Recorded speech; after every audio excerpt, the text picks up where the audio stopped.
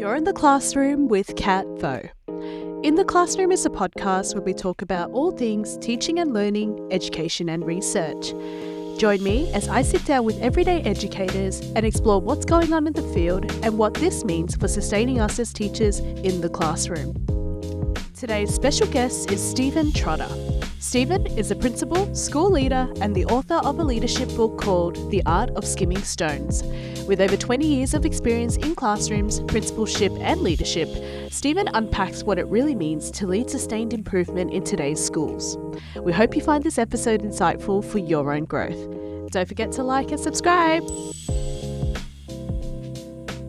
Alrighty, everybody. Today I'm in the classroom with Steve Trotter. Steve, how are you? Hi, great to be here. Thank you for inviting me. It's a pleasure. So, Steve, for our listeners and our guests, can you just tell us a bit about yourself, your background, and how did you get into education? Yeah, absolutely. So I'm a country Victorian boy and grew up in Ballarat. So a small regional, probably large regional town now. It wasn't as big when I was there, but probably like a lot of people, I grew up with teachers around me that ended up in the teaching world. I never really knew what I wanted to do, but having been around, my mum was a teacher and then became a principal. And so I was, growing up, I was involved with her schools and, going to their concerts, picnics and barbecues or whatever it is. So it was something I was involved with growing up, and I knew I could do that. I knew that teaching was something I could do without really a strong knowledge around what exactly I wanted to do. So I got into teaching and started from there, and it's just been my passion since. And so I've been in the industry now for about 20 years, and 15 of those years have been in some sort of leadership role in education as well. So that's sort of really where my passion lies now, around developing the people that I am very lucky to walk in and be their leader or colleague every day. So, Steve, I have a question about that in terms of you've been in the field for 25 years now. That's a huge amount of time of your life to dedicate to a particular career.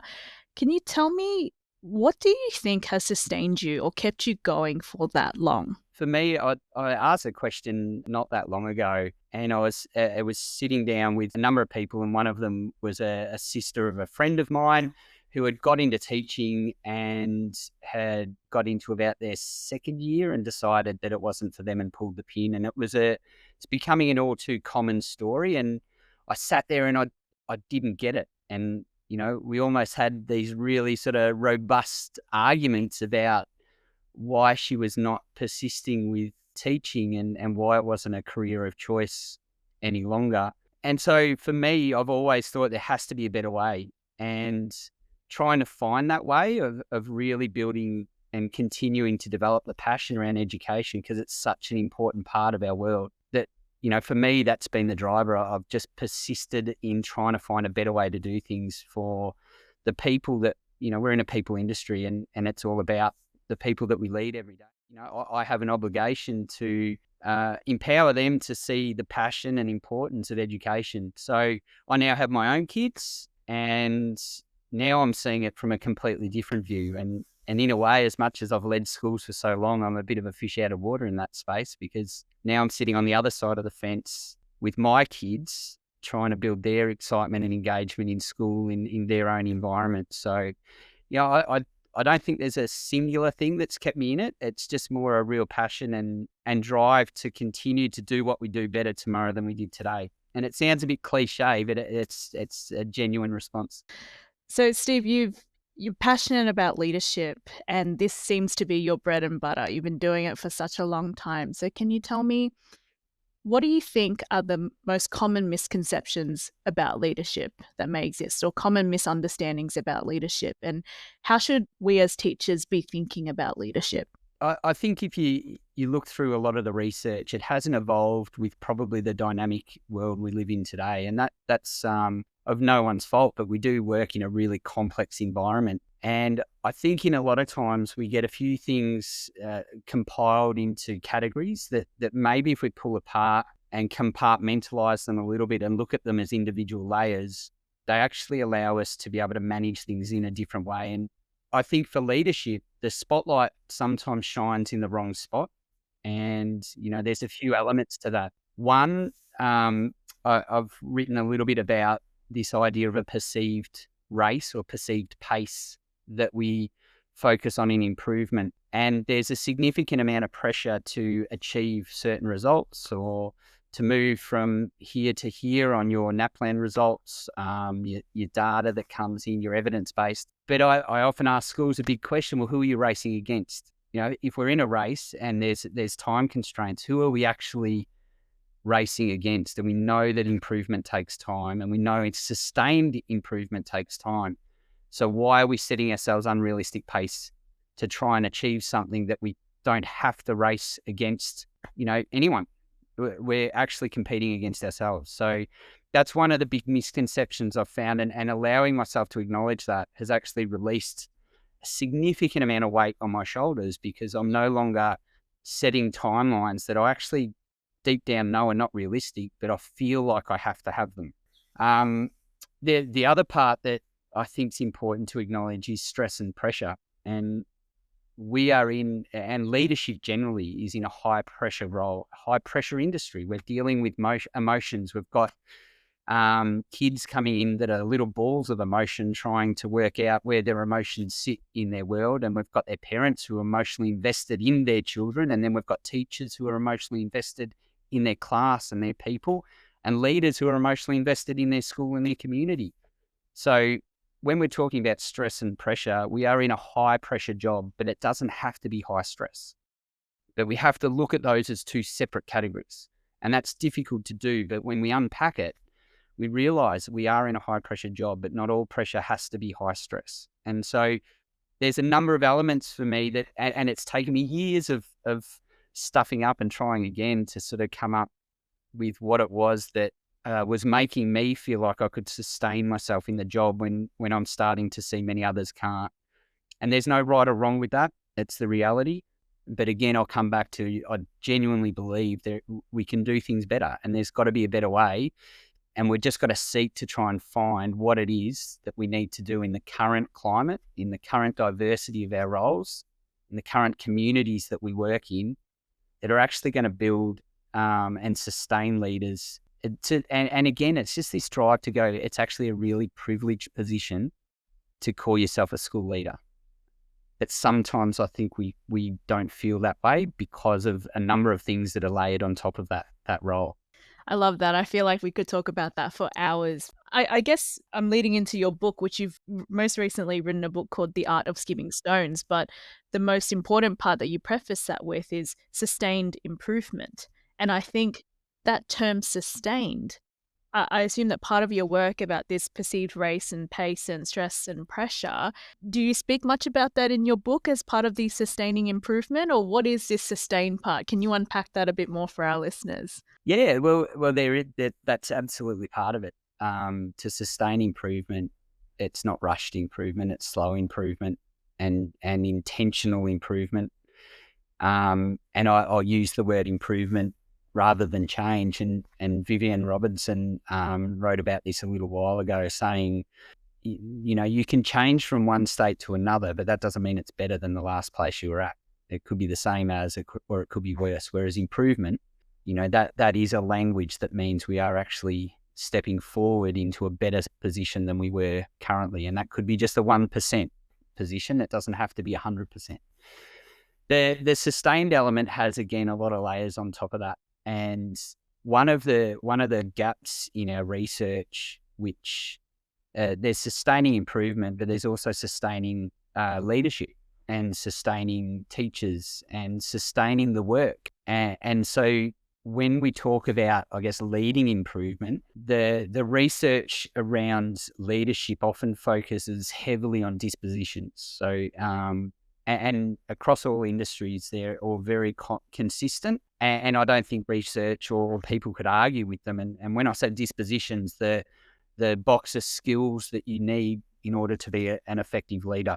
And, the 8 standards are a perfect example. There's, a whole series of things that dispositions, attributes, capabilities that are research founded, that if you've got these things in your toolbox, you can be an effective leader. And then at the other end of the scale, you have all of your actions, which are Yeah, I think education does this really well. Sometimes maybe a little over the top, but we've got really clearly defined actions. So we've got really clearly defined evidence-based targets or data-based targets. We've got really clear sets of data that we need to work through an improvement cycle, whether that's the professional learning communities or another adopted improvement cycle. And I think overall, doesn't mean there's no space for improvement there, but I think that the actions at the end of that are quite clear in schools and systems. The challenge is how, and that's where the gap is. No one teaches a leader how to lead people, and there's no. When we're talking about a classroom, there's very few classrooms where a teacher would walk in without an instructional model. And that gives them all the elements that are important and research-based in order to effectively teach their students. So they don't have to think about the process, they think about the people. Whereas we don't have a lot of that in our leadership space, where an intentional leadership model, where leaders don't have to think about the improvement process because that's an embedded intentional strategic decision that's being made sometimes, not on the fly, but sometimes planned, so you can lead people. And I think that's when we're talking about sustained, when again, we'll come back on, we're in people industries. So when we effectively lead people, then we're going to see sustained improvement. But the how is the bit that's the little link in the middle there. How do we do that? What would you say are the 3 most effective characteristics of great leaders?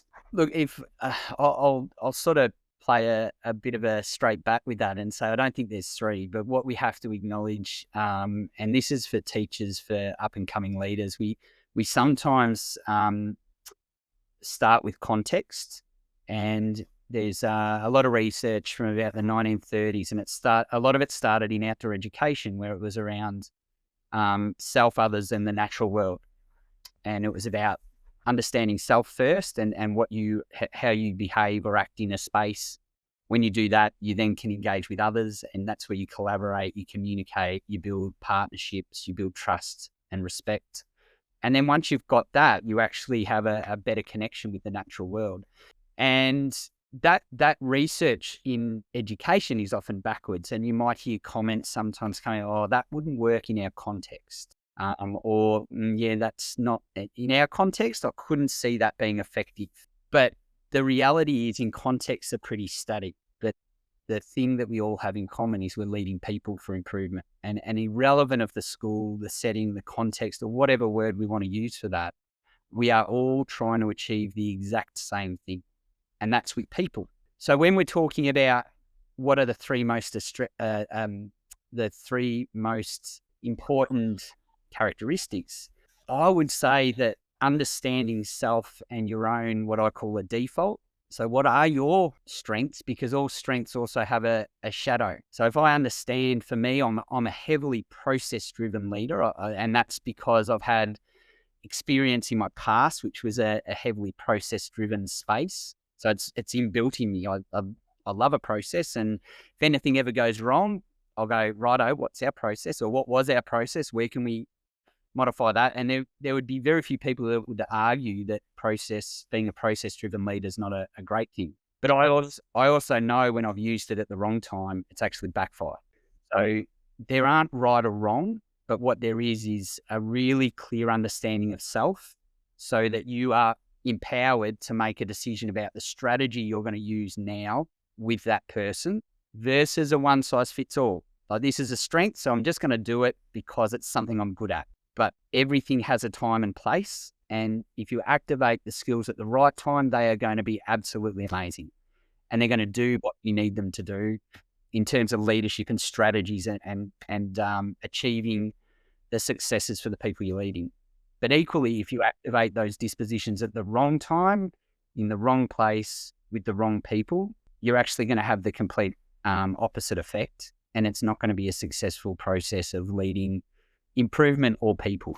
Would you say that teachers need a formal position or a formal title in order to discover those dispositions or to influence change in their schools? What would you say to the person that would say, hey, Steve, I don't have a leadership position. I don't know what my leadership style is. I don't know if I'm ever going to be able to discover this self-awareness if I don't have a title. Yeah, and look, titles are not leaders. Wearing a badge doesn't make you a leader. Being called a principal doesn't make me a leader. And I'm sure we've all been in positions where there's people with titles that are not effective leaders. I guess the cliche response is we're all leaders of learning, but we are, because when you're standing in your classroom in front of those students, you're a teacher, but you're actually leading their learning. And the more effective you are at that, the better. And the more you understand self in that space, the more likely you are to connect with others. When you're overloaded, cognitively overloaded, overwhelmed, tired, exhausted, it's report writing time, or you've got parent-teacher interviews, or you've just done your concert and you're absolutely mentally cooked at that time, that's when we often lean on those defaults, the what we consider strengths. And sometimes we do it subconsciously, and sometimes that's when it backfires. So awareness of self allows you to walk into a space, any space, as a teacher, as a education support staff member, as an admin member, as a principal class member, and effectively engage with people. And that's what we're aiming to do, effectively engage with people and build strong, meaningful relationships, trust, so that we can all achieve the same thing, which is improvement for the people sitting in front of us. And again, I'll come back to context is irrelevant, because you could be teaching a VCE class or a prep class. You could be at a special development school or a residential school. Every single person in that space that wants to be involved in the great work that educators do are there for a purpose, and that purpose is to improve the quality of what we're giving these people tomorrow a little bit more than we did today. So for the teacher that is thinking about making that step into leadership tomorrow, what advice would you say to them about how they can be thinking about leadership from this point of view of it's about people, it's about that relationship, it's about building that trust? What would you say to the new teacher thinking about that? What else would they have to be thinking about as well? There's a couple of spaces there around development as a leader, and one of them is get yourself a good mentor. And having a good mentor doesn't mean that they are an exceptional, amazing leader that you're going to replicate, but having someone that you respect allows you to, again, reflect and challenge things. So I know some of my mentors, there's parts of their leadership that are just not for me. I can't act that way or behave that way because that's not me. But there's parts that I've learned and gone, do you know what? That's actually a process that I'm going to use as part of my little toolkit.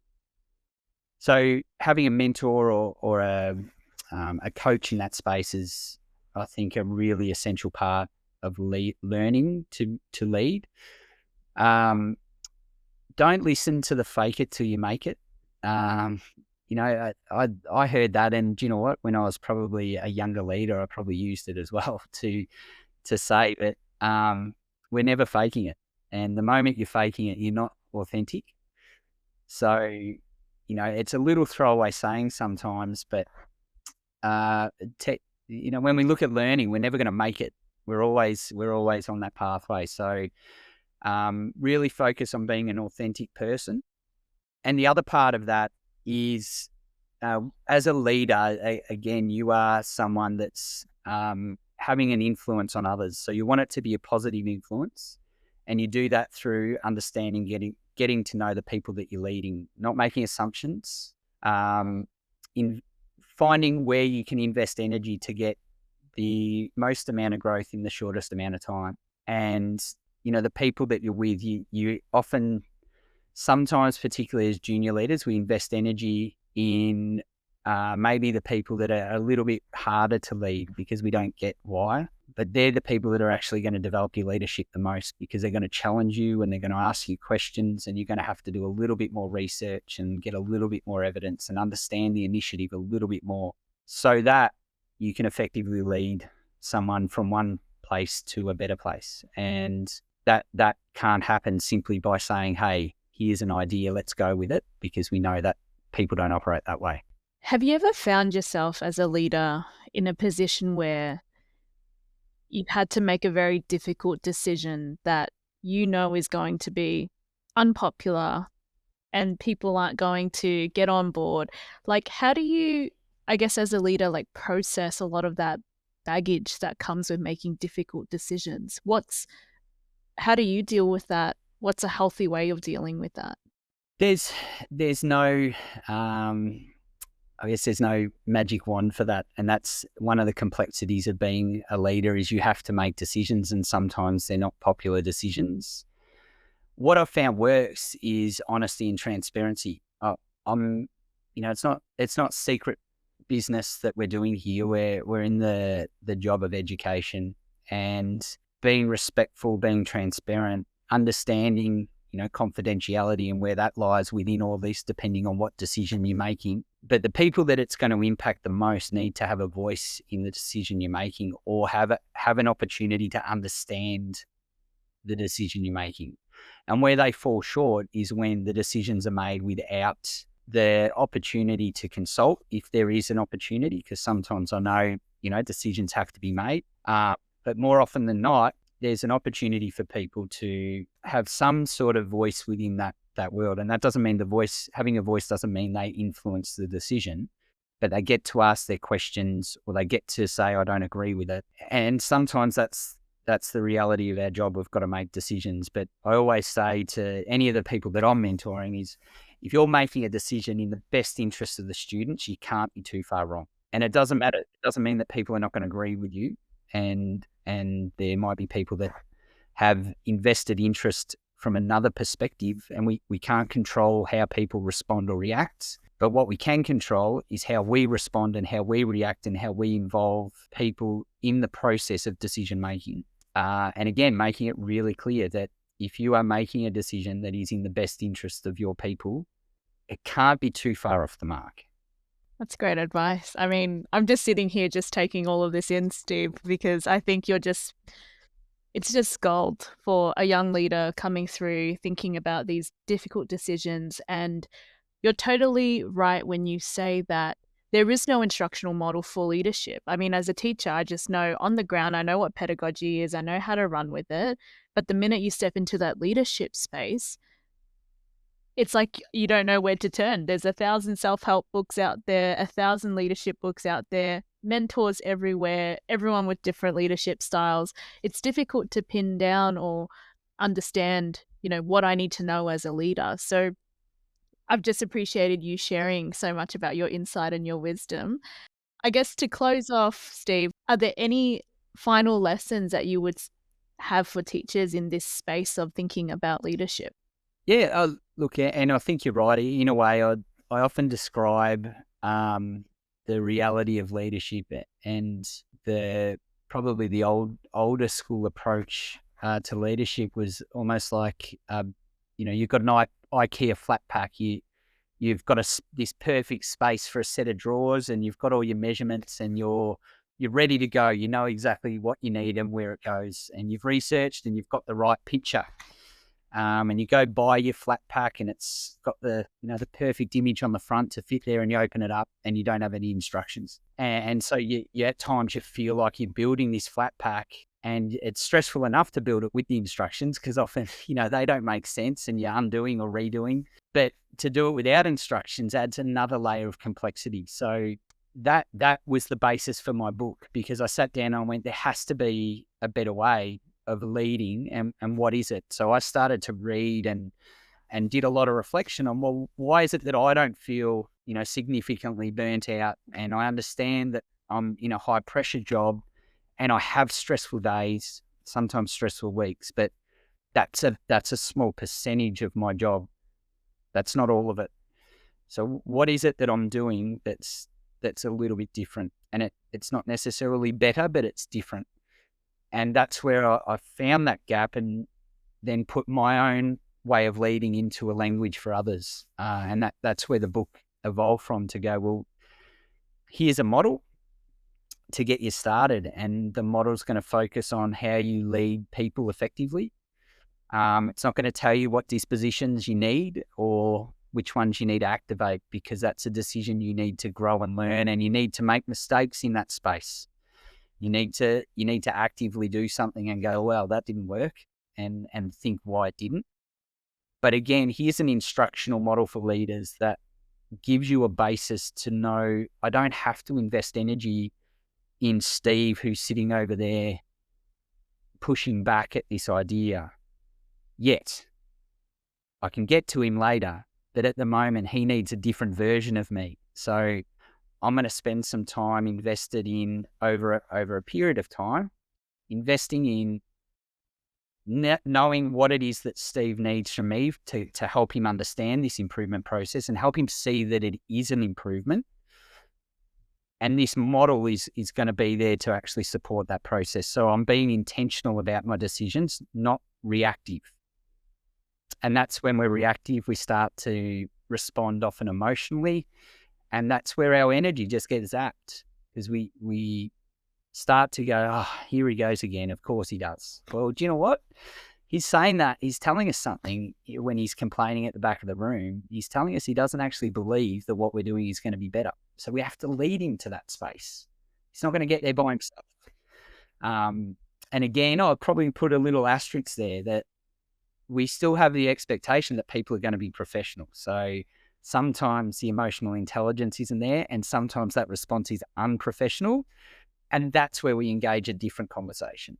But when we're talking about leading improvement, we have to walk into our staff room and realize that not everyone is going to believe that what we have on our little slideshow up the front is going to be an improvement from what we currently do. So it's our job to not convince them and not persuade them, but lead them to an understanding that this will be better tomorrow than where we were today.